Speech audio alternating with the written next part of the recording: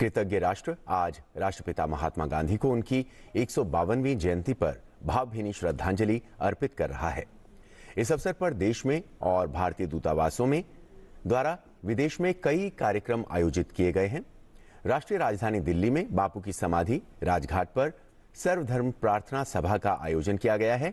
भारतीय स्वतंत्रता संग्राम के दौरान महात्मा गांधी के अहिंसा के मार्ग का सम्मान करने के लिए इस दिन को हर साल अंतर्राष्ट्रीय अहिंसा दिवस के रूप में भी मनाया जाता है।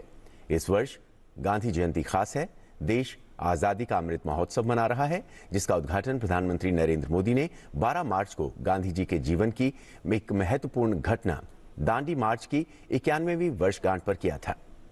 राष्ट्रपिता महात्मा गांधी की 152वीं जयंती की पूर्व संध्या पर राष्ट्रपति और उपराष्ट्रपति ने देशवासियों को बधाई दी है। राष्ट्रपति रामनाथ कोविंद ने कहा कि महात्मा गांधी विश्व भर में विशेष रूप से अहिंसक आंदोलन के लिए जाने जाते हैं। उपराष्ट्रपति एम वेंकैया नायडू ने कहा कि महात्मा गांधी ने विश्व को अन्याय के खिलाफ संघर्ष का एक नया रास्ता दिखाया। प्रधानमंत्री नरेंद्र मोदी ने भी राष्ट्रपिता महात्मा गांधी को उनकी जन्म जयंती पर विनम्र श्रद्धांजलि दी। पूज्य बापू का जीवन और आदर्श देश की हर पीढ़ी को कर्तव्य पथ पर चलने के लिए प्रेरित करता रहेगा। देश के दूसरे प्रधानमंत्री लाल बहादुर शास्त्री की आज 118वीं जयंती मनाई जा रही है। शास्त्री जी का जन्म उत्तर प्रदेश के मुगलसराय में 2 अक्टूबर 1904 को हुआ था। देश की आजादी में लाल बहादुर शास्त्री का खास योगदान है। साल 1920 में शास्त्री जी भारत की आजादी की लड़ाई में शामिल हो गए थे और स्वाधीनता संग्राम के जिन आंदोलनों में उनकी महत्वपूर्ण भूमिका रही, इनमें मुख्य रूप से 1921 का असहयोग आंदोलन, 1930 का दांडी मार्च और 1942 का भारत छोड़ो आंदोलन उल्लेखनीय हैं। शास्त्री जी ने देश को जय जवान जय किसान का नारा दिया था। भारत की स्वतंत्रता के बाद शास्त्री जी उत्तर प्रदेश सरकार में पुलिस और परिवहन मंत्री बने। परिवहन मंत्री के रूप में वो महिला कंडक्टरों की नियुक्ति करने वाले पहले व्यक्ति थे। बाद में 1952 में उन्हें गणतंत्र भारत के पहले मंत्रिमंडल में केंद्रीय रेल मंत्री बनाया गया। उन्होंने वाणिज्य और गृह मंत्री के रूप में भी कार्य किया। उन्होंने दूध के उत्पादन और आपूर्ति को बढ़ाने के लिए एक राष्ट्रीय अभियान श्वेत क्रांति को बढ़ावा दिया। भारत के खाद्य उत्पादन को बढ़ावा देने की आवश्यकता को रेखांकित करते हुए शास्त्री जी ने 1965 में भारत में हरित क्रांति को भी आगे बढ़ाया।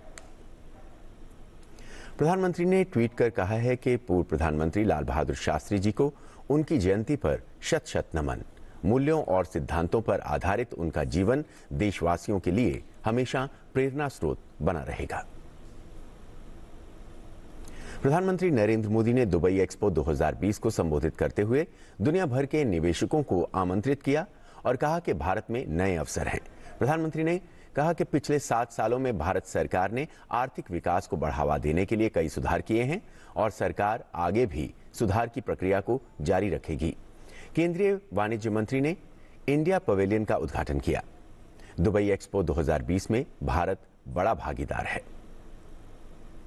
भारतीय जनता पार्टी ने दादर व नागर हवेली लोकसभा सीट पर होने वाले उपचुनाव के लिए रेल मंत्री अश्विनी वैष्णव को अपना प्रभारी नियुक्त किया है। भाजपा ने बयान जारी कर कहा कि अश्विनी वैष्णव को पार्टी का प्रभारी नियुक्त करने के साथ गणपत सिंह वसावा और पीयूष देसाई को सह प्रभारी नियुक्त किया गया है। वसावा और देसाई गुजरात से भाजपा विधायक हैं। देश में कोरोना टीकाकरण अभियान सफलतापूर्वक जारी है। राष्ट्रव्यापी टीकाकरण अभियान के अंतर्गत अब तक 89 करोड़ 67 लाख से अधिक टीके लगाए जा चुके हैं।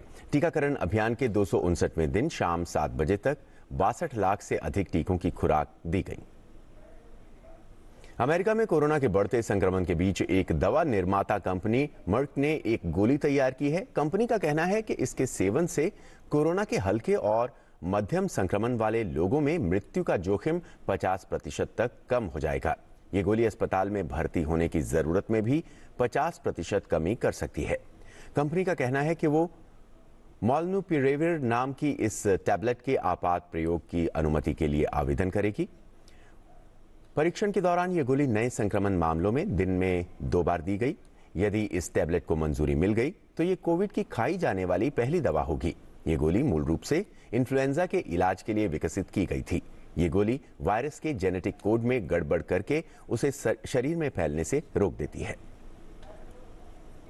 आईपीएल में पंजाब किंग्स ने कोलकाता नाइट राइडर्स को 5 विकेट से हरा दिया। टॉस हारकर पहले बल्लेबाजी करते हुए कोलकाता ने 7 विकेट के नुकसान पर 165 रन बनाए। जवाब में पंजाब ने 3 गेंद शेष रहते ही मैच अपने नाम कर लिया। इस जीत के साथ पंजाब अंक तालिका में 10 अंक के साथ 5वें स्थान पर पहुंच गई है और उसके प्लेऑफ में पहुंचने की उम्मीदें बरकरार हैं। वहीं कोलकाता 10 अंक के साथ चौथे स्थान पर काबिज है।